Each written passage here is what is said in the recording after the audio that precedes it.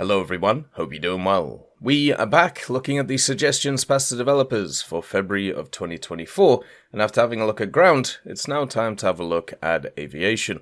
We'll go through all the different stuff which was passed to developers, a lot of jets, and generally some interesting stuff. Some of these things have been passed before though, and that kind of sucks, but I suppose welcome to the new system. There is one that we won't be covering, the Eurofighter Typhoon DA7, so if you are interested in that, make sure to have a look at the article yourself. Let's get into the rest. The first one is for America, and it is the Convair F-106A Delta Dart, specifically the 1972 refit. The F-106 was the pinnacle of the 1954 all-weather interceptor program, originally supposed to be a variant of its predecessor, the F-102 Delta Dagger, with a new engine and redesigned airframe and engine intakes. However, once completed, it had differed from the F-102 so much that it was redesignated as a separate aircraft, the F-106 Delta Dart. Being part of the Century series of aircraft, the F-106 was noted by its advanced avionics and fantastic speeds and maneuverability. The F-106 began flight testing on the 26th of December 1956, seeing successful trials. However, its improvements were seen as not substantial enough for mass production.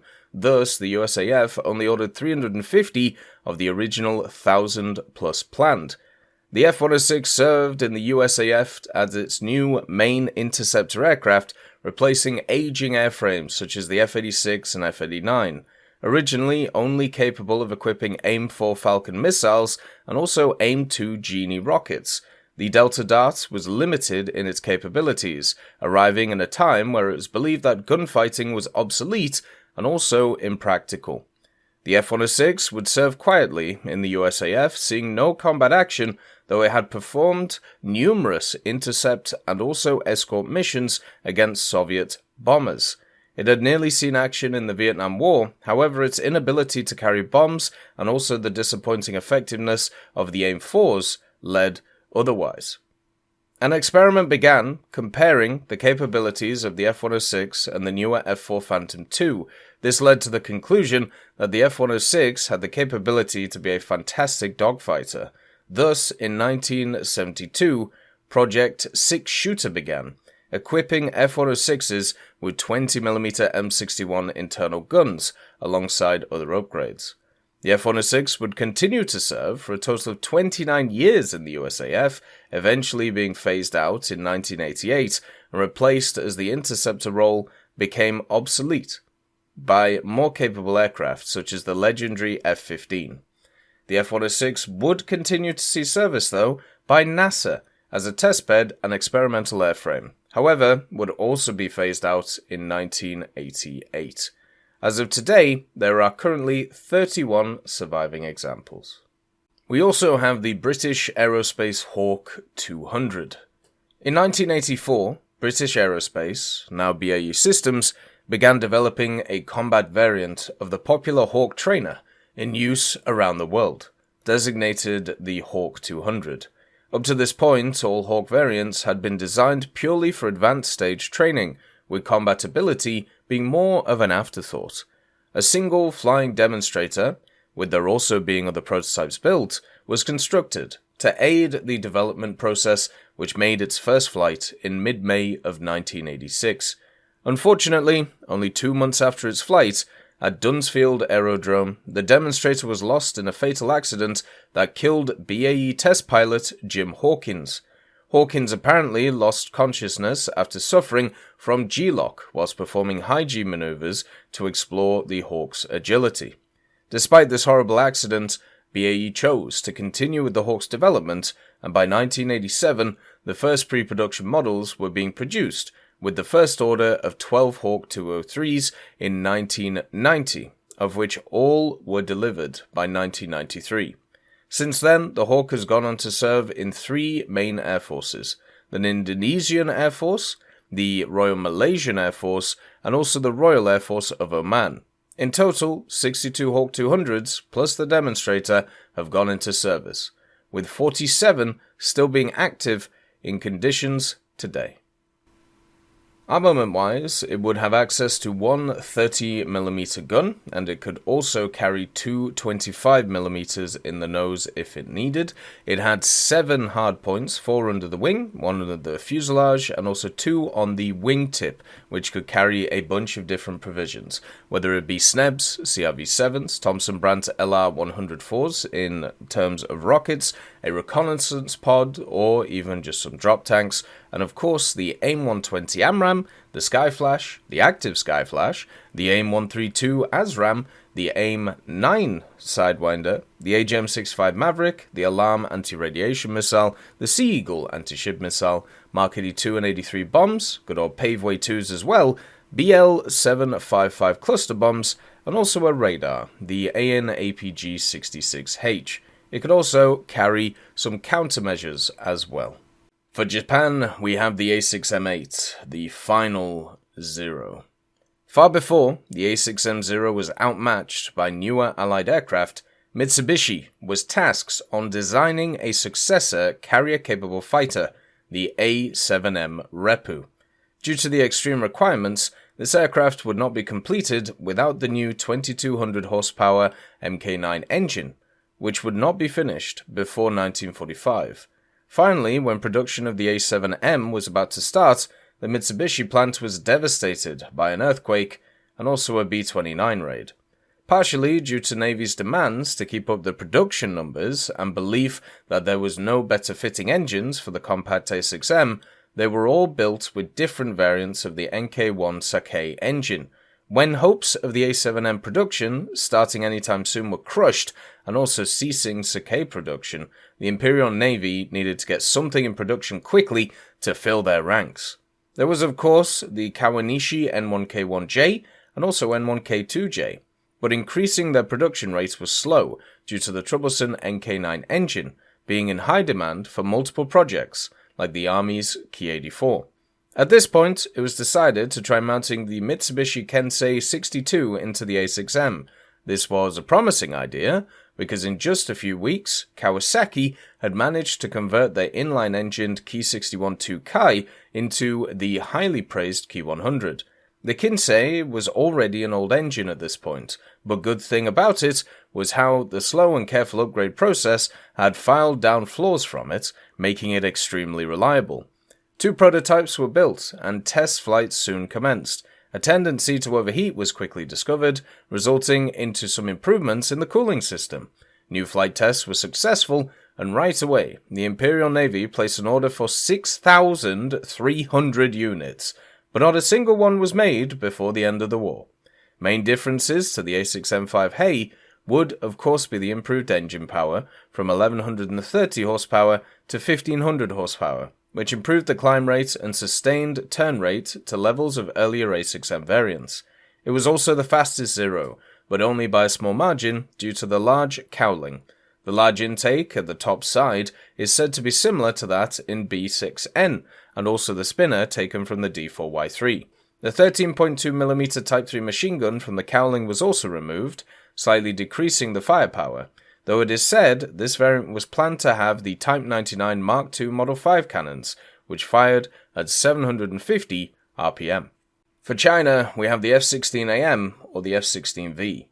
Between the late 1990s to mid-2010s, the Republic of China's Air Force's F-16A Block 20s were fairly formidable in keeping the peace between the straits. The F-16s, along with the Mirage 2005 EI, and also FCK-1A, kept the ROCAF at a near balance to the People's Liberation Army Air Force fighters. However, with China's fast development in next-generation fighters and also increasing numbers, the balance was quickly being offset. Taiwan originally wanted F-35s to help keep the balance. However, the US was apprehensive in selling them their latest generation fighter, so the decision was to upgrade the current F-16 fleet. In late 2011, an arms sale was agreed upon to bring the F-16s to 4.5 generation standard. The plan was to upgrade them with an ASEA radar, Joint Helmet Aiming System, the AIM-9X, the AN/ALQ-213 Electronic Warfare Management System, JDAMs, also have Glass 2 radar absorbing paint, and an upgrade to the F100 PW229 EEP engine.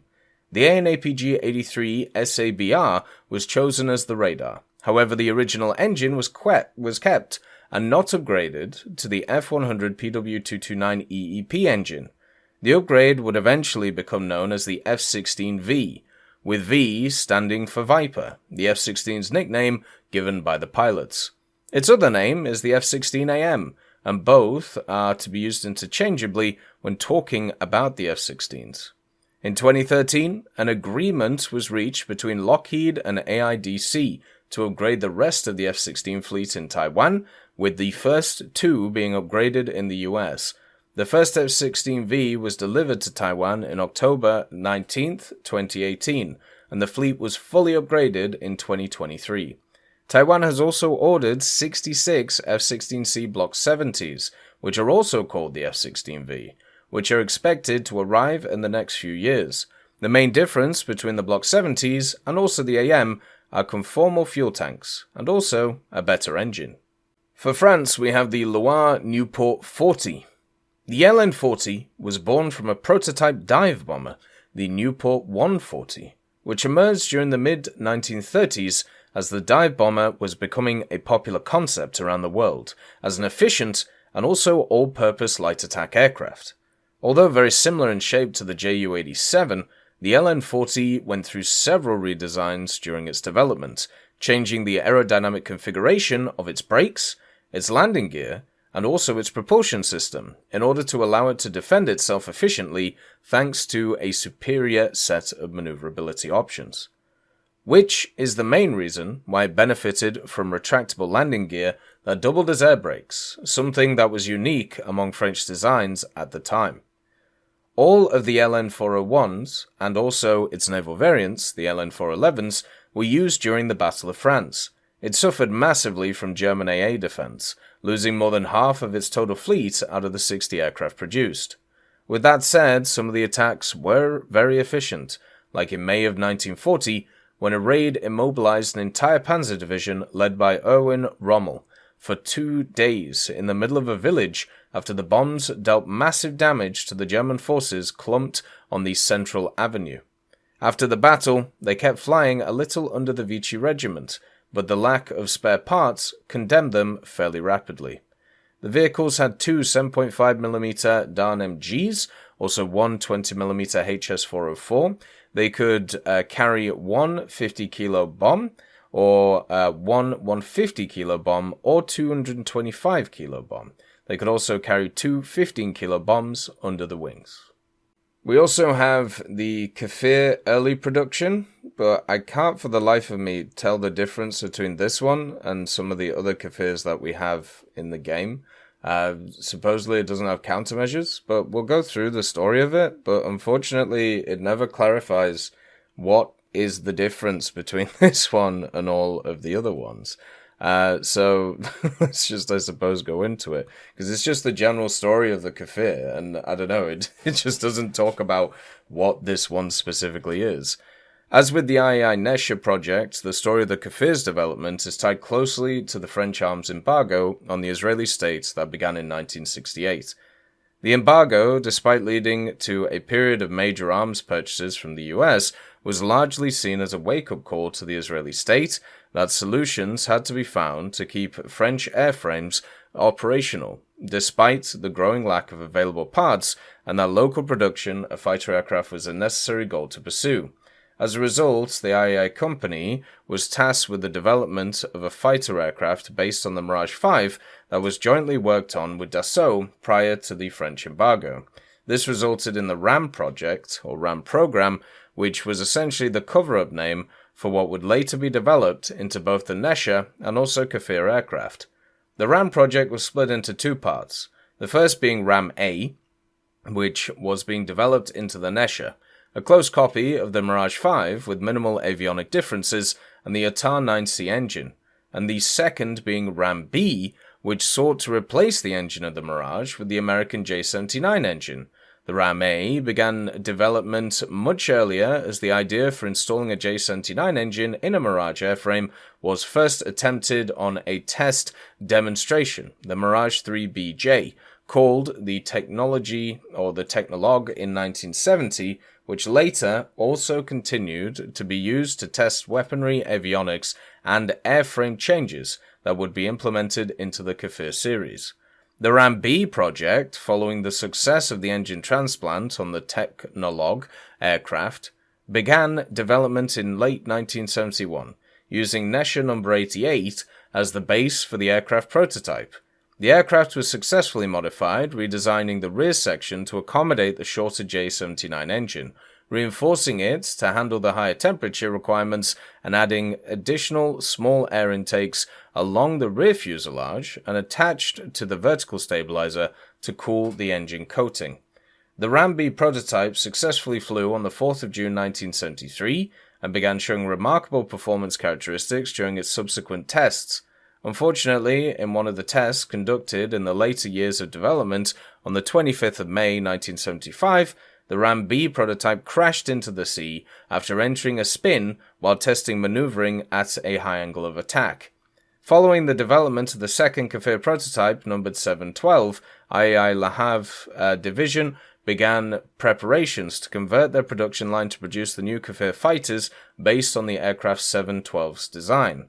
The production model featured a few differences from the prototype, including the implementation of a new nose cone and new avionics, such as the newly developed ELTA ELM 2001B radar, an improved bombing computer, and also other small changes. The first production airframe, numbered 724, was delivered in an official ceremony during Israel's 27th Independence Day celebrations on the 14th of April 1975. Entering service with the 101st Fighter Squadron, it's worth noting that by the time of this delivery, IAI already pursued working prototypes of what would later become the Kfir C2. So that is the whole history of this thing. It had access to two 30mm DEFA 5.52s. It had access to AIM-9Ds or Gs or Shafir 2s. It could use rockets in the form of FFAR and Zunis, Mark 80 bombs, and all of that. But unfortunately, at least right now, I have no idea the difference between this and some of the other early versions of the Kfir. Lacking countermeasures is one of them, but I don't know. I would need...